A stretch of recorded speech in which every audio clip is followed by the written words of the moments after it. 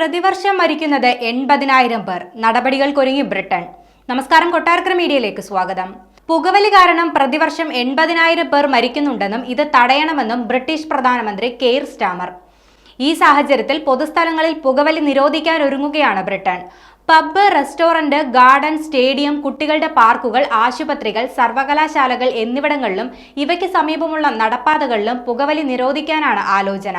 പൊതുസ്ഥലങ്ങൾ പുകവലിരഹിതമാക്കാൻ ആഗ്രഹിക്കുന്നുവെന്നും ഇതിലൂടെ പുകവലി മൂലമുള്ള മരണങ്ങളും രോഗങ്ങളും കുറയ്ക്കണമെന്നും ബ്രിട്ടീഷ് പ്രധാനമന്ത്രി പറഞ്ഞു. ലേബർ പാർട്ടിയാണ് നിലവിൽ ബ്രിട്ടനിൽ ഭരണത്തിലുള്ളത്.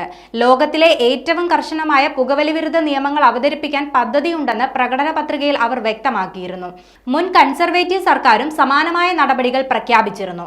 എന്നാൽ തിരഞ്ഞെടുപ്പിന് മുൻപ് ഇത് സംബന്ധിച്ച നിയമനിർമ്മാണം നടത്താൻ കഴിഞ്ഞില്ല. 2007 ജോലിസ്ഥലങ്ങളിൽ ബ്രിട്ടൻ പുകവലി നിരോധിച്ചിരുന്നു. പിന്നാലെ പുകവലിക്കാരുടെ എണ്ണം കുറഞ്ഞുവെന്നാണ് പഠനങ്ങൾ വ്യക്തമാക്കുന്നത്. 2022 കണക്കുപ്രകാരം ബ്രിട്ടനിലെ 64 ലക്ഷം പേർ പുകവലിക്കുന്നവരാണ്.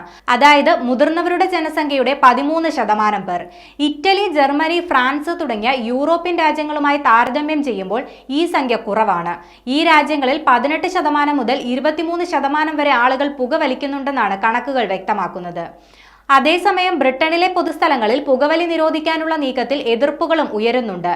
ഹോട്ടലുകളിലും നൈറ്റ് ക്ലബ്ബുകളിലും പബ്ബുകളിലും കഫേകളിലുമെല്ലാം പുകവലി നിരോധിക്കുന്നത് ബിസിനസിനെ ബാധിക്കുമെന്നാണ് ചിലരുടെ വാദം.